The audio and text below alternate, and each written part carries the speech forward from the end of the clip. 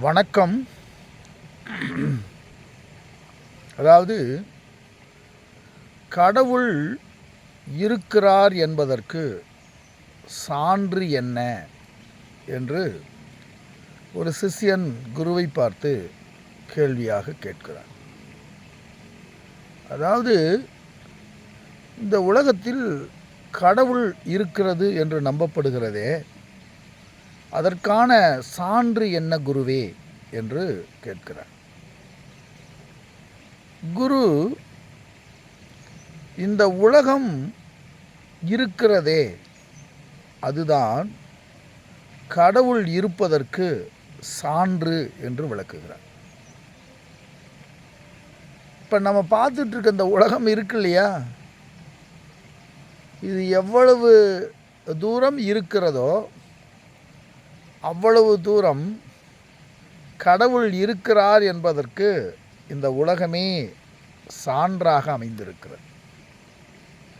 என்னுடைய அறியாமையின் காரணமாக நான் இந்த உலகத்தை காண்கிறேனே ஒழிய இந்த உலகத்தை தோற்றுவித்தவனை காணாது போகிறேன். அதனால்தான் கடவுள் இருக்கிறாரா என்ற சந்தேகம் நமக்குள்ளே வருகிறது. இந்த உலகம் இருப்பது உண்மையானால் இறைவன் என்பவன் இருப்பதும் உண்மையாகும். இப்பொழுது அந்த சிஷ்யன் சற்று சுதாரித்து கொண்டு, இதை நான் இயற்கை என்று ஏன் எடுத்துக்கொள்ளக்கூடாது, இதற்கு ஏன் நான் கடவுள் என்று பெயர் சூட்ட வேண்டும் என்று அவன் கேட்கிறான். அப்பொழுது குரு புன்னகைத்து விட்டு, இதை இயற்கை என்றே நீ எடுத்துக்கொள், ஆனால் இந்த இயற்கை என்று நீ சொல்லுவது தற்காலிகமான இருப்பாக இருக்கிறது. நீ காணுகின்ற எந்த ஒன்றும் ஒரு காலத்தில் இல்லாமல் இருந்தது அல்லது தோன்றாமல் இருந்தது, தற்போது அது தோன்றியிருக்கிறது. இது ஒரு காலத்திலே இல்லாமல் போய்விடப் போகிறது. அப்போ இந்த உலகம் ஒரு காலத்திலே இல்லாமல் இருந்தது,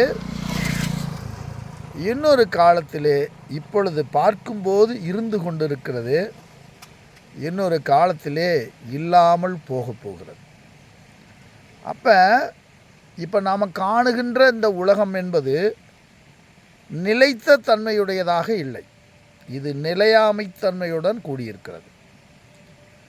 அது தொடர்ந்து மாறிக்கொண்டே இருக்கின்ற இந்த நிலையாமைத்தன்மையுடைய இந்த உலகம் நிலைத்த தன்மையுடைய ஒருவராலே உருவாக்கப்பட்டு மாற்றம் செய்யப்பட்டு ஒரு நியதிக்குள்ளாகவே இந்த உலகமானது இயங்கி கொண்டிருக்கிறது.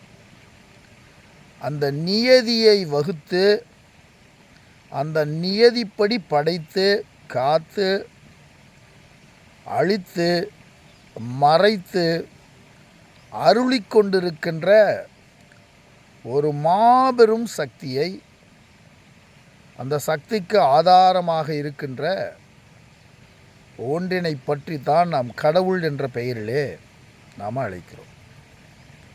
ஆக நாம் இந்த பார்த்து கொண்டிருக்கின்ற இந்த புலன்களுக்கு உட்பட்டிருக்கின்ற விஷயங்களிலே மயக்கமுற்று இது ஏதோ பெரிய அதிசயம் போலவும், இது இயற்கையாகவே தோன்றி இருக்கிறது என்பது போலவும் நாம் சொல்கிறோம். அந்த இயற்கை என்பது மாறாத தன்மையுடையதாக அப்படியே இருந்துச்சுன்னு வச்சுக்கோங்க. இது எப்பயுமே மாறாதுப்பா, இருக்கிற தன்மை அப்படியே இருக்கும்னா அந்த சிஷ்யனுடைய வாதம் ஏற்றுக்கொள்ளக்கூடியது. அது இயற்கை அப்படியே இருக்குது. ஆனால் அந்த இயற்கை ஒரு குறிப்பிட்ட நியதிக்குள்ளே, அந்த நியதி மாறாமல் உருவமும் நாமங்களும் மாறிக்கொண்டே இருக்கிறது. அப்போ இவற்றையெல்லாம் உருவாக்குவதற்கு ஒரு பேரறிவு தேவைப்படுகிறது. இந்த ஒழுங்கமைவை ஒழுங்காக இயங்கச் செய்வதற்கு ஒரு சிஸ்டமேட்டிக்கான ஒரு விஷயம் தேவைப்படுகிறது. இந்த ஒழுங்கமைவு மாறாமல் இருப்பதற்கு ஒரு ஒரு அடிப்படை காரணங்கள் தேவைப்படுகிறது.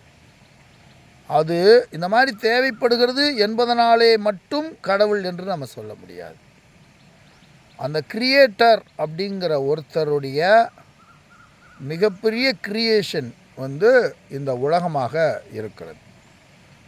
எனவே இந்த உலகம் ஒரு நியதிக்குட்பட்டு இருக்கிறது. ஸோ இது எல்லாமே ஒரு பெரிய ஆற்றலின் அடிப்படையிலும் ஒரு பெரிய கிரியேஷன் அடிப்படையிலும், அதாவது ஒரு ஒழுங்கமைவு அடிப்படையிலும் இருப்பதனாலே இவற்றையெல்லாம் உருவாக்கி காத்து நம்மை இவ்வாறு சிந்திக்க வைத்து தன்னை எல்லா காலத்திலும் மறைத்தும் அதே சமயத்தில் உரியவரிடம் வெளிப்படுத்தியும் ஞானியர்களுக்கு குழந்தை போல தென்பட்டும்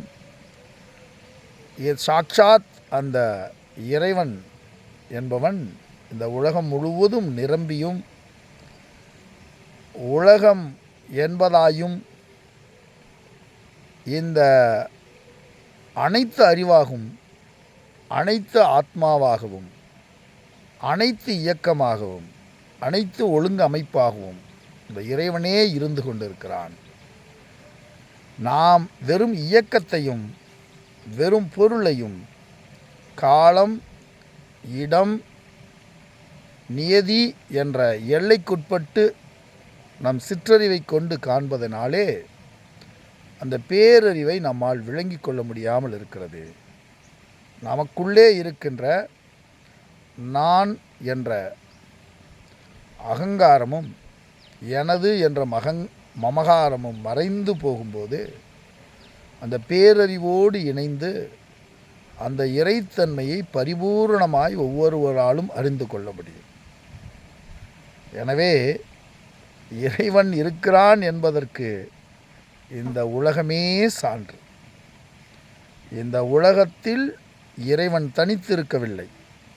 இந்த உலகமாகவும் இந்த உலக இயக்கமாகவும் இந்த இயக்கங்களுக்கெல்லாம் ஆதாரமாகவும் இறைவனே இருந்து வருகிறான் என்று அந்த குரு அந்த சிஷ்யனுக்கு கனிவோடு விளக்கி கூறுகிறார்.